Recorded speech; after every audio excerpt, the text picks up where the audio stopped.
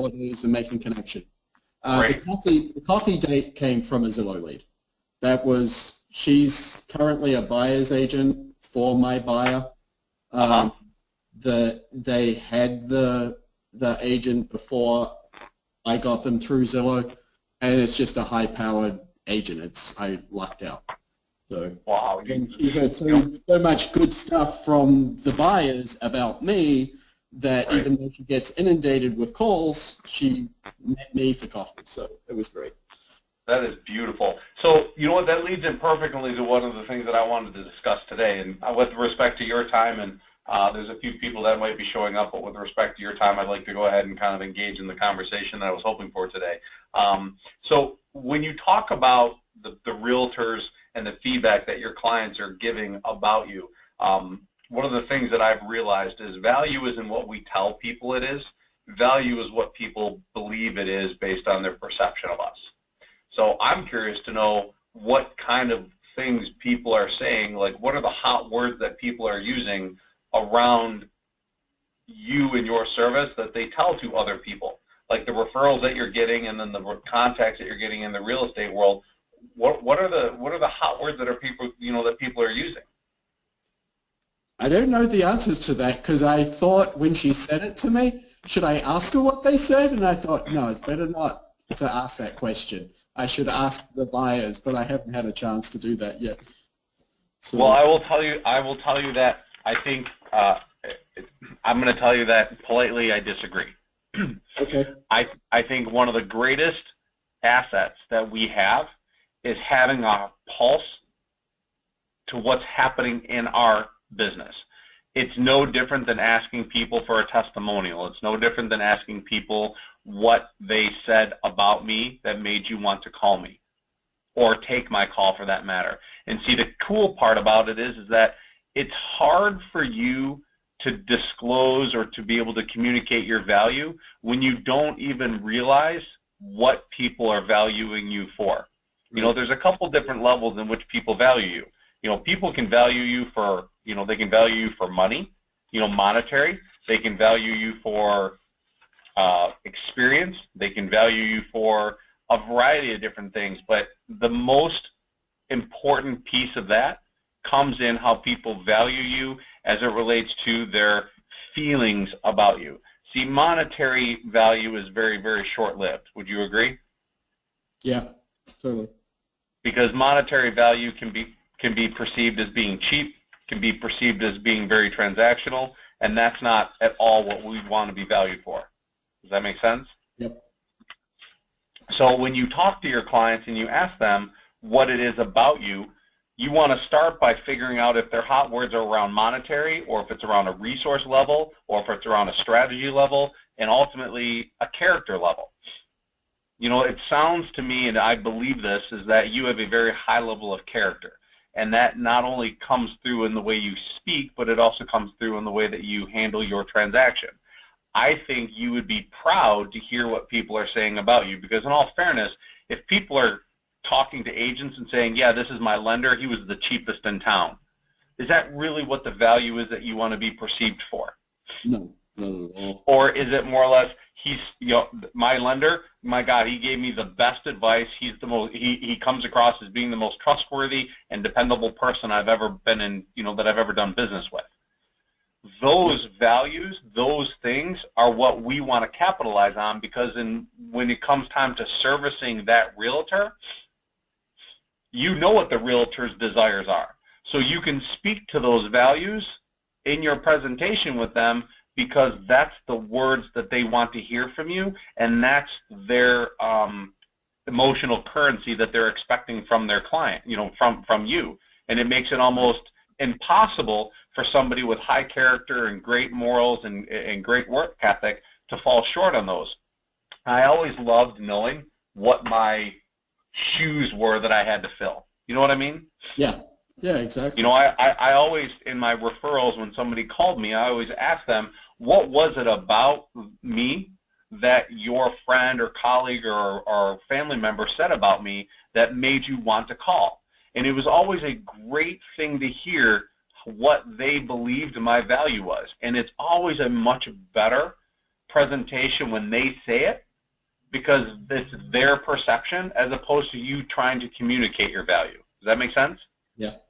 And I think that's why the second and third and fourth tier referrals become so easy, because they're calling you based on not an ad, but based on somebody else communicating your value that resonates with them. So all they're doing is calling you based on the fact that I heard amazingly great things about you. Yeah. Yeah, exactly. You know, you're patient, you're thorough, you're grateful. Those are the words that people like, you know, those are the words that build around character, which is ultimately what you want to believe that people see your value for. See, the farther away that you get from the monetary, the farther away you get away from the commodity side of our business. Right. So when you talk to your clients, I think anytime that somebody says thank you, anytime that somebody says, hey, it was really awesome what you did, ask them that question and don't be afraid of it, because I think their honest response at that moment is going to help you kind of determine how your business is going to be built. Right. Right. Can you kind of see where that might be of value? Yeah. Yeah, I was too scared to ask the agent, like, so what did they say? But you have to realize that anything they're going to say at that moment is going to be a positive, because they're agreeing to meet with you. Oh, I get it. Intellectually, I get it. And the cool part is that it means that you're coming from a place of confidence and you're coming from a place of strength. Yeah, totally. Okay. And I think anytime that you get people to talk about you in their own words, not only does it help you understand what your strengths are, but it kind of reinforces it in their mind. You know, when they talk about you in their words, that means that they're speaking from the heart, and they're speaking to you based on how you made them feel, which at the end of the day is the highest level of differentiation between you and everybody else in your, you know, in your marketplace. Mm-hmm. There's a reason why you're getting referrals from Zillow leads. There's a reason why your clients are communicating to their agents about you and endorsing you. And I think the sooner that you get a handle on where that is all coming from, you know, if you ask Craig, this is the funny thing, and I can't do a really good British accent, but Craig says, he goes, I don't know. People just love my accent, and they just refer me, and they talk to me. And I think sometimes that's funny, but in a lot of points, he may be, you know, I don't know if it's the 100% truth, but I believe that his sincerity comes across in not only the way he sounds, but in the actions that he backs it up with. That's exactly what it is for me, for Craig. He's sincere. Right. And I think the English accent helps. Yeah. Yeah, absolutely. I would challenge you over the next couple days or over the next couple weeks as you engage with your clients in that, try to come up with a list of hot words. And by hot words, I mean the words that people use to describe you to other people. And anytime when a client closes, it's not even asking for a testimonial. It's really asking people to really tell you from their own point of view why they believe they made the right choice. Because let's be clear, when you go to a closing and people are excited, they're enthusiastically willing to talk about you because because they've reached the culmination of all the efforts of everybody. And the fact that you would be sitting at a table that they could share that with you as well as in front of the agents, it just reinforces why you're different than everybody else. And look at how easy it is. Yeah. Oh, yeah, absolutely. Totally. Right? So value, again, isn't what you say it is. Value is what your customers say it is. And I don't want you to forget that, because of all the times that you are successful with your client transactions, those are huge opportunities to get people to communicate about you to other people. I don't care if you ask them to go onto your Zillow page or your Google page or whatever it is that, I know that Flashner has, that he gets people to write testimonials, and he's at like 90 to 100, and now he's ranked. and he's getting a lot of traffic for that. I think any time that you can build that kind of a platform and in your engagement with the clients, get them to say those things and or type out those, those details, I think it's a huge opportunity, because every one person that you close and every one person that you meet, you've got to look at them and realize that they cast a much wider net than just that interaction that you share with them. They know 300 to 400 people.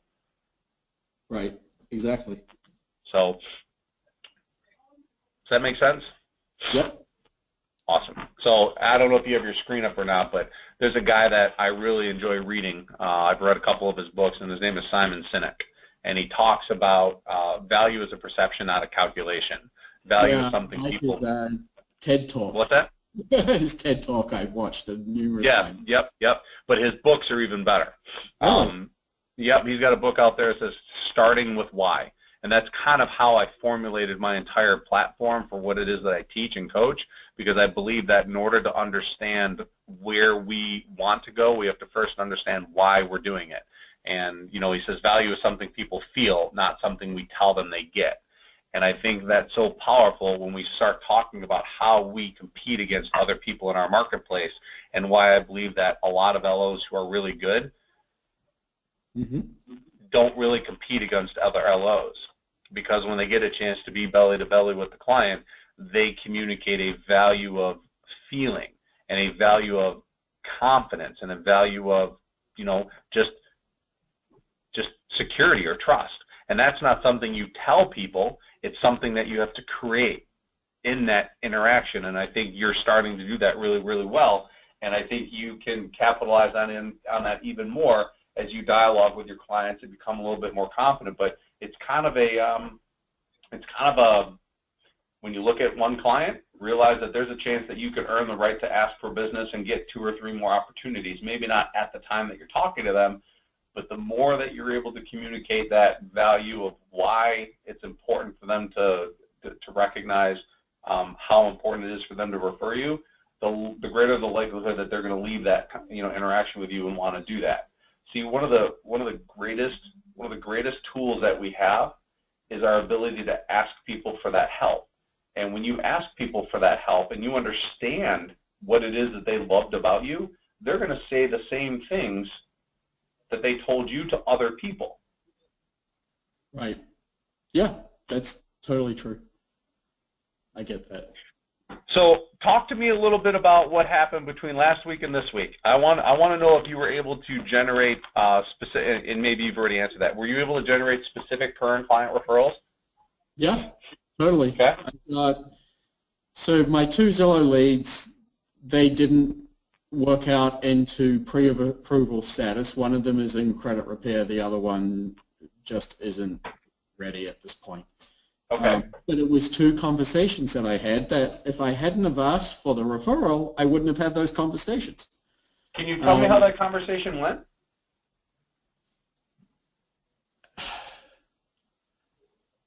So they were both a little bit different. One of them I'd already had a connection with credit repair, like working through the process.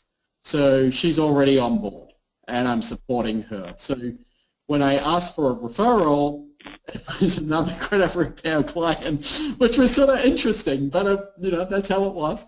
And I just said, look, do you have any friends that also might be interested in buying a house that I can help as well?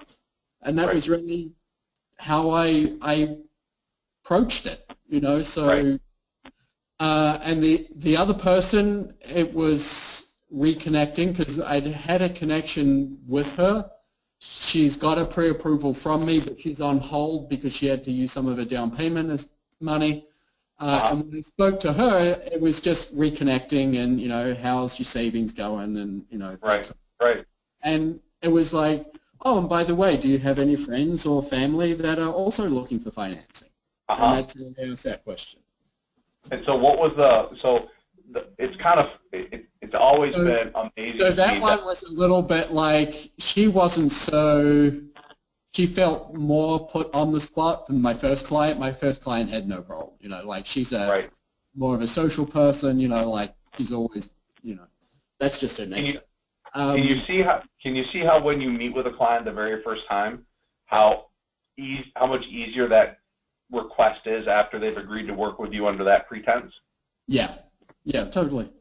Totally. But you were still successful at getting that name and phone number as a lead. Yeah. The fact that you even did it, regardless of what the experience was supposed to look like, you went to the plate and you took a swing at it. I understand that you're not going to hit 100% of the hits. Right. I expect 30%. Right.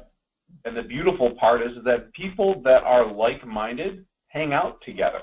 So when you talk to somebody who's doing credit repair, you have to be cognizant that if you ask them for a referral, they're probably going to refer you to somebody of like. Right. I didn't think about that going into the question, right? But yeah. But it's the practice that I'm more concerned with. The practice of realizing that there are certain key pieces to your conversations with people that go beyond just disseminating information that you have to make sure that you leverage. Because if you were to do that and you were successful, let's say you had a database of, let's say you had 15 pre-approvals and you had that conversation with 15 people, and let's say 7 of them gave you a name and phone number. Just by the simple mathematics of it, there's a good chance that you would have gotten 1 to 3 opportunities to get a new pre-approval that were of quality and could possibly do something without being credit repair or not interested. Yeah. Yeah, totally. And it's one of those. Definitely, just in the practice, it definitely got easier. Right. And so the additional or the higher level thinking part of it, it goes like this. When you now meet with the realtors that are in the marketplace, the fact that you have the ability of not only showing them what you're doing, but speaking to them in that language, you now become a tremendous advocate, because there's not a lender out there that communicates that kind of value as it relates to building a partnership with an agent. When you tell people that you have the ability of taking a client and turning them into 1 or 2 more opportunities, do you think you become a higher value to realtors than the other lenders that they work with? Yeah. Can you see how powerful that becomes in your dialogue with them, and how you can differentiate yourself from all the other agents or all the other lenders that knock on their door? Yeah, exactly. See, it's not so much what you do anymore, Dave. It's what you say and how you say it. See, you're not doing anything different than anybody else does in this business. You're trying to offer a high value of service. You're trying to be competitive. You're trying to be honest and upfront and come from a place of high character, which I think everybody tries to do. But the quality that differentiates you from everybody else is just the little things about what you say and why you say it, and what you know about what you say, and how it has an impact on them. So when you talk to clients and you talk to realtors and they tell you that, oh, I've heard you're honest, I've heard you're thorough, I've heard you're detailed, I heard you guys close loans on time. Those are words that, if turned around in the meeting, are why people refer you, and that's the benefit to the agent. See, Mr. Realtor, wouldn't it be great to build a partnership with somebody that understands the value of relationships and that can cultivate referrals during the process? Because I've built my business around engaging with clients in such a way that it actually promotes them to want to refer me. And as we go through the process, let's say with you on a transaction, and I'm able to generate a referral, more often than not, I found that referral comes to me before they have found an agent if they're trying to buy a house. And my goal, even if they have an agent, is to make sure that I try my best to steer them into the direction that I want them to go in, because of what I believe my business offers and what I believe my partnership with you brings.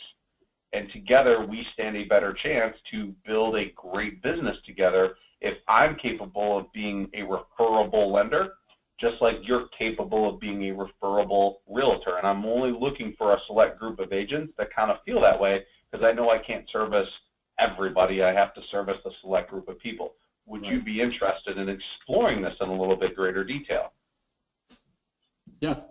Yeah, exactly. And see, that's where the difference in the dialogue comes in, and how you're able to take the words that other people have said about you and they tell them to you, and you turn it around and make that a benefit to them. Right. That I'm thoroughly impressed at the success that you're having, and not only just the practice of what we're doing, but your enthusiasm around it and your willingness to say, hey, you know what? I got to try it. Let's see what happens. And every time you try it, the more times you try it, the greater the likelihood that you'll find a rhythm that works really, really well, and you'll be able to navigate people's conversations in a way that you can basically direct them to endorsing you to higher quality referrals. In the beginning, it's just a matter of getting up to the plate and swinging the bat as much as you can. Pretty soon you'll get better at it and know how to hit the right conversations in a way that promote people to, refer you a higher quality of lead, but just keep doing it. But it's just practice. It's just keep doing it. Being on the court doing it. That's it. That's it. So tell me what you have found over the last couple weeks since you started working in this kind of mindset. What has been, tell me what, in your words, has been the greatest mind shift for you?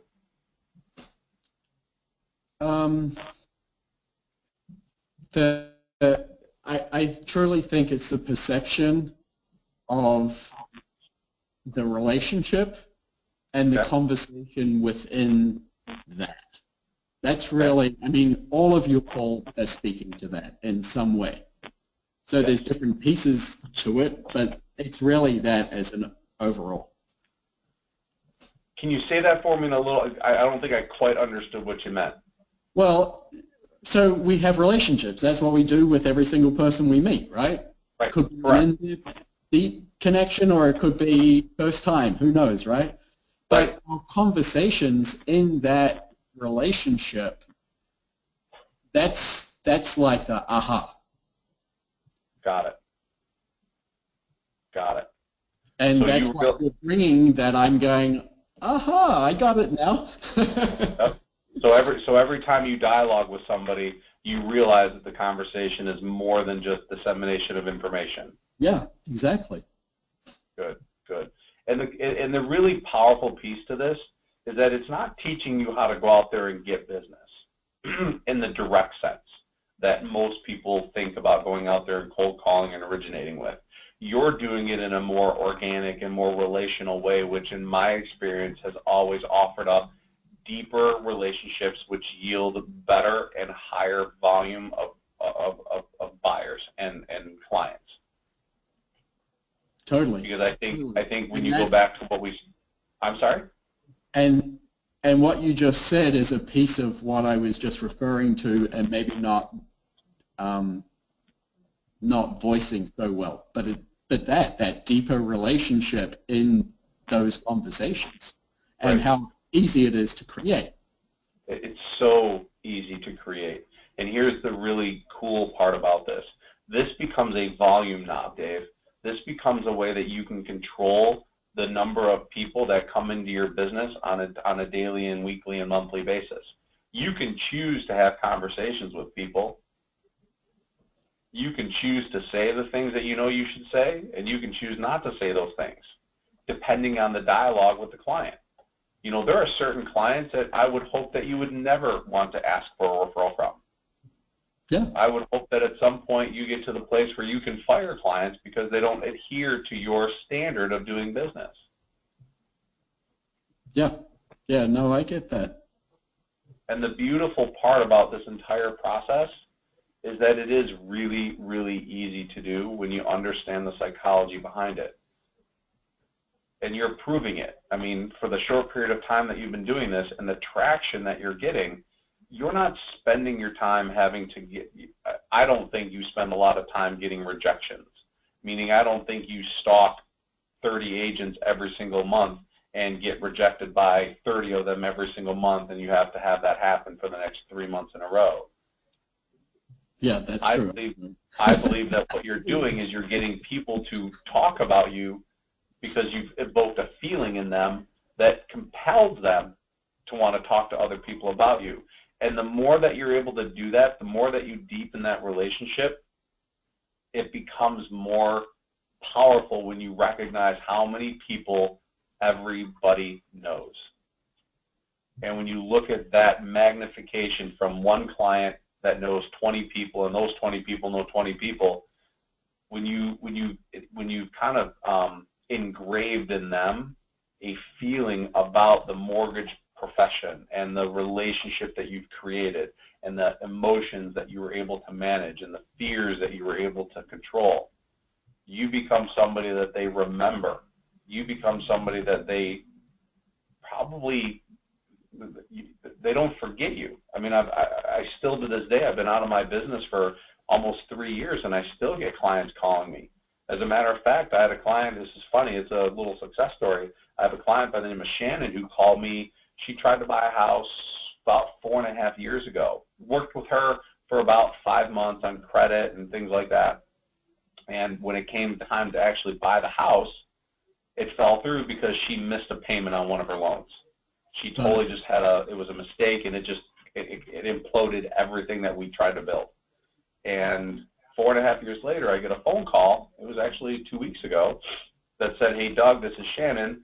It's been a couple years since we talked, but you did such a great job for me that I wanted to make sure that I gave you the opportunity to help me and my fiance buy a house.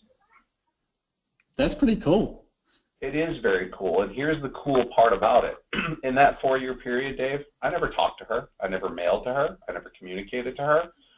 But the relationship that I created based on the conversations and the effort that I put into it made it to where she remembered what it felt like to be in a conversation with me around mortgages. So when she heard mortgage, that feeling was automatically brought up and my name was associated with it. Right. That's the true power of the more times that you communicate like this, the more times that you engage like this, the more likelihood that your clients won't forget you. Now, not everybody does this, but you will be amazed at how often people remember you that you've forgotten about and come back to you because of the feeling that you've kind of engraved into their brain about the mortgage profession. And that's a positive experience that they can look back at and go, oh my gosh, this is awesome. And every client that you get from Zillow and every realtor that you get a connection with, the more times that you can dialogue like this, the more times that you can create a feeling of character, and your value is built around character and not strategy like, oh my God, he knows all the best loan programs or he's the cheapest lender out there. That's not what you're after. You don't want to create a value in that respect. You want to create a value in being of high character, which when people talk about patient and thorough and grateful and honest and trustworthy, those are character qualities that people don't forget. Yeah. So kudos to you on that, my friend. I'm really, really excited to see your momentum continue. So now that you have the Zillow turned off, so what happens to you over the next couple of weeks until your compensation comes through? Just keep moving forward. You know, that now that the leads are off, I've got some downtime. So it's like, who can I add to my call schedule? What other coffee can I make? You know, like, it doesn't stop just because that stopped. Nope. What I would like to see you do, and I don't know how many, people you know in the area, but you have a very good presentation. I don't think people are intimidated, or I honestly think the accent has a lot to do with your credibility. You know, it's a great asset to have. And I would love to see you try to reach out and try to build another pillar in your business. I know that you don't have a lot of past clients. I know you don't know a ton of people in the area, right, because you're new to the market? Totally new. Yeah, all of it new. Well, what I would like to see you do is, I think realtors are a good market, but I would like to see you reach out to some divorce attorneys. I would like to see you have some conversations with some financial planners. Financial planners are such an untapped resource. Most big shops like UBS and Bank of America and Merrill Lynch, they have their own mortgage division. Maybe not necessarily those, but there are what's called broker-dealers below that, which are independent shops that don't work for the big conglomerates, kind of like we are against, like a Wells Fargo and a Chase. I would like to see you reach out over the next week and try to schedule some time to talk to some financial planners around what your message is, which is what you've been working on, and explain to them what your value is based on what your experiences have been so far. See, for a financial planner, their greatest fear is that when a borrower goes out into the marketplace to go to their bank or the credit union or even to look for a mortgage, the financial planner's ability to retain them as a client gets attacked because banks and most other companies try to upsell the client. You know what that means? Yeah, yeah, I get it. So your ability to create that kind of a relationship as a means to say we could cross, we can cross brand, we can engage in a process to where, as I go through my clients' finances, I'd be more than happy to put them in front of you. It works really, really well because most financial planners never get called on by lenders. They just don't. That's interesting. I'm surprised to hear that. Oh, Dave, you'd be amazed. You'd be amazed. But if you think about the quality of profession that a financial planner is compared to a realtor, I think you especially would have a significantly greater success rate connecting with financial planners than you do maybe some realtors. Plus, they're much more enjoyable to work with, and they actually understand business and they understand finance at a whole different level. And here's the key piece, and this is the part of it that I absolutely love the most. Their clients are significantly higher caliber. Yeah, that's definitely true, for sure. So I would love to see you work in some calls around that because I think any time that you can differentiate your business and create pillars or legs of a table, realtors, your current client database, your affiliated relationships, which are financial planners and CPAs and attorneys, and over time you build up a database, and that'll be your fourth leg. I would love to see you start building that because then you can start differentiating yourself around other areas in the market that aren't necessarily driven by one. Right now you're driven by the real estate market. You're driven by people's willingness to buy homes. Financial planners have always found ways to strategize with their clients, regardless of the conditions of the housing market. Yeah. So I would tell you that would be while the Zillow faucet is turned off, try to talk to, ask Craig, ask Tammy Platt, ask some of the people there, but more importantly, talk to your clients. It's such a great conversation to have.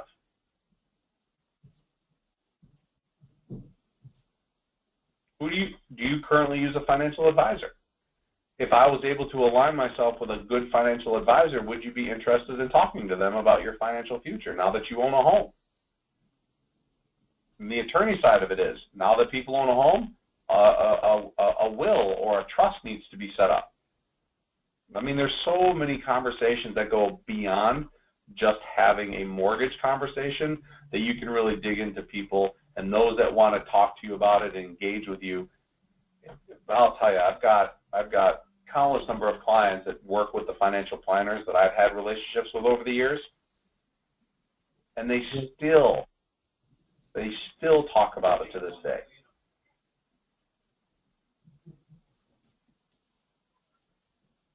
Yep, I get it.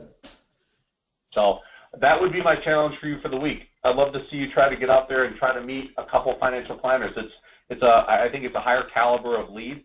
I think the people are a higher caliber in general. They're not going to send you 5 to 6 people a month. It's just not going to be the case. But they should be. A good financial planner should be good for 5 to 8 referrals a year.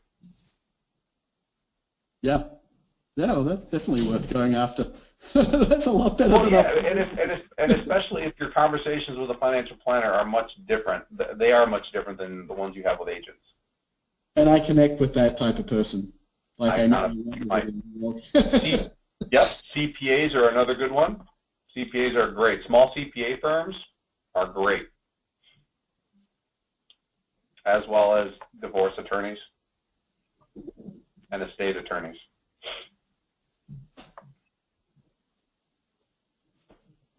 Thank you. You're welcome. Well, that's my platform for today. Hopefully this was helpful, my friend. It really is. I enjoy the calls every week. It's great. Good, my friend. I really, really appreciate it. Can you do me a huge favor? Have you talked to Craig at all about our weekly calls? I've had one conversation with him, yeah. saying how Okay. great, enjoyable they've been. Okay. If you could, please, that would really mean the world to me if you just kind of continue to drop that into his ear. Just maybe share with him some of the success stories that you're having. It's not what I'm saying to you is I know that what we're talking about on this call is not necessarily the only reason, but if there's value in what we're talking about and it helps you and what you said earlier about understanding how powerful and how easy it is to deepen a relationship with a client and how meaningful it is, that kind of conversation around Craig, because the more that Craig gets to hear that and realizes that that's the value that we're providing, he understands that the company's role it goes well beyond just closing loans. We want to help you become a better loan officer, become more strategic, and actually become more stable. Thank you. Thank you. No, and for me, thank you for the kind words, and it means the world to me that you get this kind of value out of it. That's why I do it. It makes my day. Nice. So yeah, if you could, that'd be awesome. And the next week, I'd love to hear a success story from you on somebody other than a realtor. Okay, you got it. I'll commit to that. All right, buddy. Awesome, my friend. Hey, thank you for your time again today. I appreciate it. Congratulations on all the success that you're having. It's not revolutionary right now, but I mark my words, in the next 90 days, the momentum that you're feeling now will start to build, and you'll have to start worrying about time blocking, which we'll get into that in the coming weeks. Okay, great. Thank you. All right. Have a great weekend, Dave. Thanks for your time, buddy. I appreciate you and everything that you do. Okay, bye now.